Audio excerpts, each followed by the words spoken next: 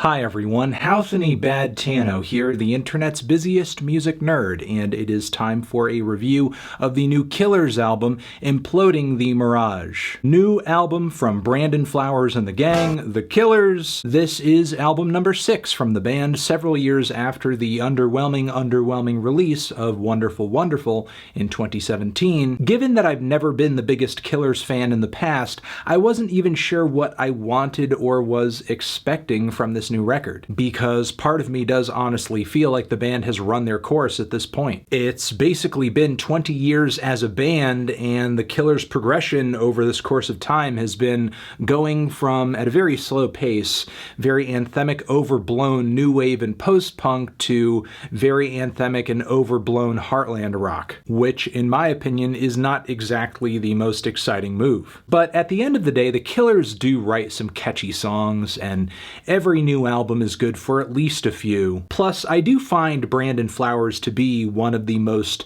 dramatic and captivating frontmen in modern rock when he is on a great track. Oh, he's so dreamy. So, of course, my curiosity got the best of me. I had to see what the Killers were offering this time around. Even despite not being crazy about the singles leading up to this thing. There's Dying Breed, which is pure Springsteen worship right out of the Born to Run era, painfully derivative at points too, but most of my agony on this song actually comes by way of the chorus, because after listening to this track, I really do feel like a victim of the loudness war. The soaring synth licks and the grinding bass and the pounding gated drums are just beating the lights out of my eardrums harder than like a lightning bolt album turned up to 11, which is sad because I don't think the tune at the core of this song is all that bad. The refrain on the hook is absolutely killer, it's righteous, it's life-affirming, but listening to this instrumental makes me feel like I am being suffocated with sound. If that's gonna happen to me, my preferred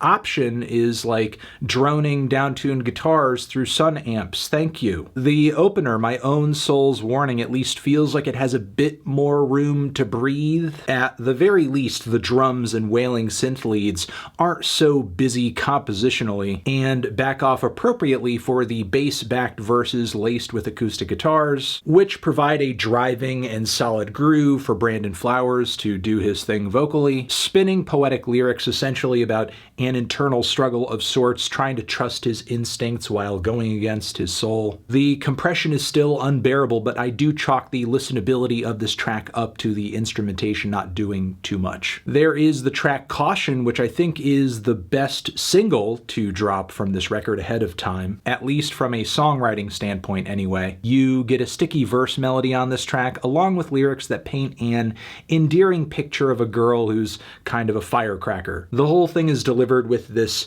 Dylan-esque level of poeticism and rhythmic flow of the lyrics too. Plus, you gotta love, I'm throwing caution, what's it gonna be? Tonight the winds of change are blowing wild and free. Even the production on the track feels nicely balanced in the first leg of the song anyway. The drums aren't completely trying to jackhammer my skull, but all bets are off on the chorus. The volume shoots up and suddenly there's a lot more reverb on almost everything, so you're not just dealing with the raw instrumentation competing for presence, but also the residue of all the effects on it, like crashing into each other violently. The sound of this track is really the story of a mix at war with itself. Then the track Fire and Bone I found to be the oddest teaser of the bunch. It kind of reminds me of that really awful single from Pearl Jam's latest record where they were doing a terrible Talking Heads impersonation, and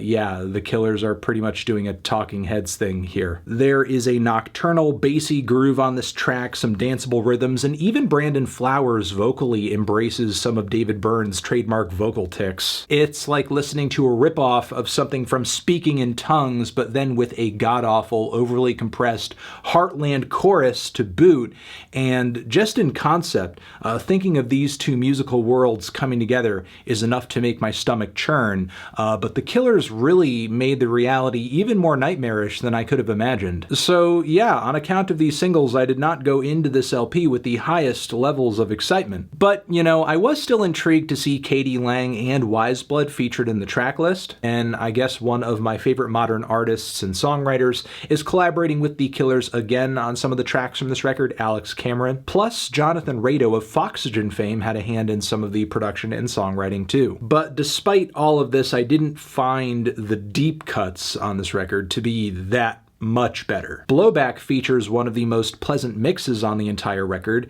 but simultaneously this track brings one of the mildest songs on the entire record, though I do find the combination of bubbly new wave arpeggios and rustic sliding guitar leads to be sort of cute. Meanwhile, the song Lightning Fields, which is as showy and full of pageantry as a song featuring Katie Lang should be, you have the glistening, dramatic, reverb-drenched piano embellishments, the grand chorus vocals. The problem, though, is this is the most forgettable song on the record, making so many chord and progression changes during the verses, any momentum pre the chorus is just obliterated. The final leg is maybe the best part of the album, though. Running Towards a Place is a slick, nocturnal piece of 80s rock with some great guitar slinging. The instrumental is a little forceful, but also graceful. Vocally, Brandon Flowers is as dramatic and as passionate as ever. Love the linear progression of the instrumentation and the vocal harmonies getting more and more intense as it goes along. Then there is My God with Wiseblood.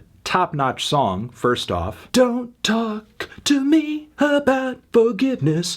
My God, just look who's back in business. Plus the epic choral vocals on the track, what Wiseblood brings in the second half too, are gorgeous. The song and the instrumental really has a grandiosity to it that you can feel and fully appreciate because the sound is not trying to crush me. But then I find some of the instrumental theatrics on When the Dreams Run Dry to be a little annoying. The island synth leads and the Phil Collins-esque drum fills, along with some of the group shouts and soaring guitar solo harmonies on the back end. It's not a terrible song, but it's so ornate and so maximal in its instrumental presentation that it kind of distracts from how decent the song is. Then the title track, the closer, is easily the best song production on the entire record.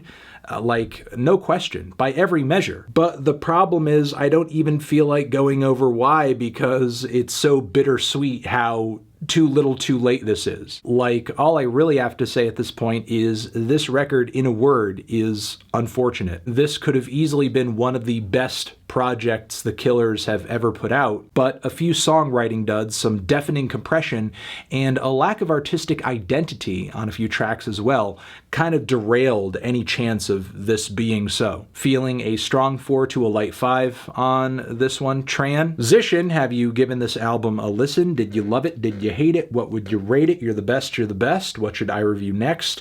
Hit the like if you like, please subscribe, and please don't cry. Hit the bell as well. Over here next to my head is another video that you can check out. Hit that up, or the link to subscribe to the channel. Anthony Fantano, The Killers, forever.